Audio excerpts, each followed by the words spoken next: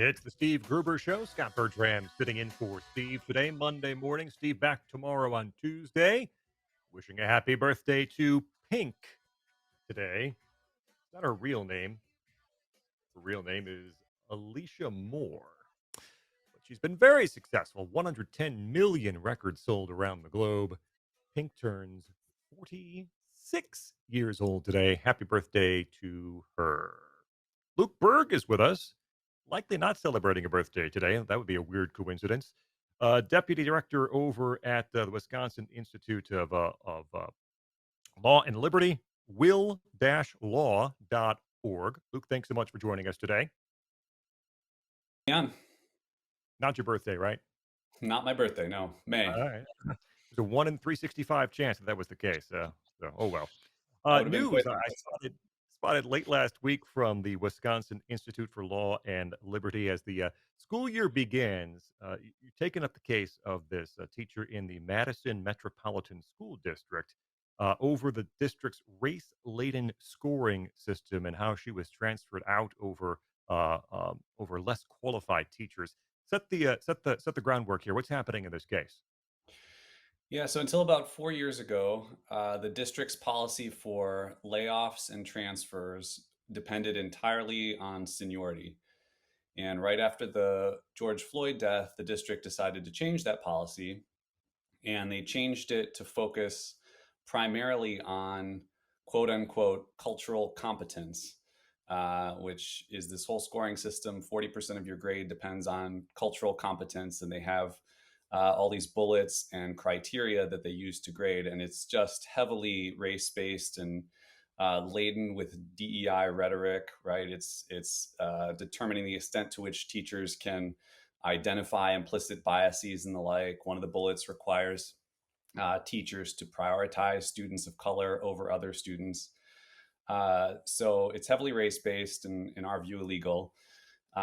In this case, we represent a special education teacher who was at Thoreau Elementary School. She had been in the district for about 14 years. Hmm. And this rubric was applied to transfer her away from that school to a different school. And we believe that she was selected based on her race by applying this rubric. The Attorney General recently issued a memo noting that criteria like cultural competence are often used as a proxy for race discrimination, and the circumstances surrounding her transfer were highly suspicious. I can go into more details. So what we've done is we filed a complaint with the EEOC, the Equal Employment Opportunity Commission. That's the first step to filing a lawsuit. Sometimes the EEOC will take over the case and litigate it itself or open its own investigation. But most of the time, they will send you a letter, which is called a right to sue letter, which lets you then go to court. And so at this point, we're just waiting to see what the EEOC will do. But it will either result in us litigating the case or the EEOC litigating the case. The core of the case, this teacher had tremendous reviews, excellent performance reviews, but it would have been impossible for her to score well on this race based rubric because she was the wrong color. Essentially, she was born a loser. Yeah, there's like I said, there's four criteria. There were five teachers at the school that were special education teachers. Two of them were probationary. So one of the things Mhm, that the rubric does is it says probationary teachers are exempt.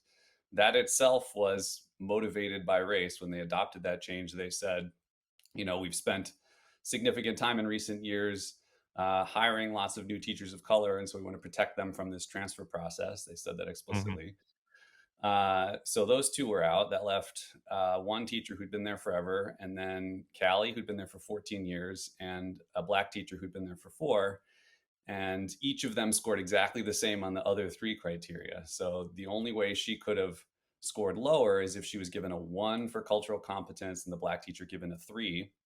And so she sort of reverse engineered it, did the math, and then immediately realized she had been scored so low and asked her principal, like, can I see my score? And why did I think I scored a one? Why did I score a one?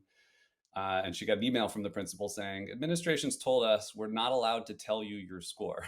I don't know why mhm. you would hide from teachers the score that they're being given on such an important decision related to their career trajectory unless you're hiding something, right? And it just looks like the school district is trying to hide how it's applying this new rubric. So she also asked, it looks like I scored a 1 on cultural competence. What have I done that indicates that I'm not treating all students equally? And she got no response whatsoever. She works mostly with, nonverbal autistic children. So, as we say in our letter, they don't need somebody who can quote unquote recognize implicit biases. They need somebody who's incredible. And this teacher that we represent is amazing. Her reviews are just beyond glowing. Since we filed the case and have done press on it, we've gotten lots of heard stories from parents whose kids were in her class. Everybody just says she's an incredible teacher, and it's really sad that the district has lost her, and it's sad that the students who need her have lost her. And there's nothing in her reviews in any way indicating that she's not been culturally responsive. There almost Right. seems to be the assumption that it would be impossible for her to be culturally responsive because of, again, who she is, not because of her actual actions. Right, and that's the problem is these criteria again, they're heavily race-based, they're highly subjective, they're easily manipulable. And when this policy was adopted, the superintendent, the school board, high-level staff all said publicly during meetings, we have videos of them, that the point of the change was to protect teachers of color over Mhm. white teachers. So now we're seeing that play out. We hope that we can prove how it's actually being applied in practice. It looks like that's how it was applied with respect to Kally, and we'll see. All right, Luke Berg from the Wisconsin Institute for Law and Liberty. You can find out more about their work at will-law.org. Luke, thanks so much for joining us this morning and best of luck on the case. Thanks so much for having me on.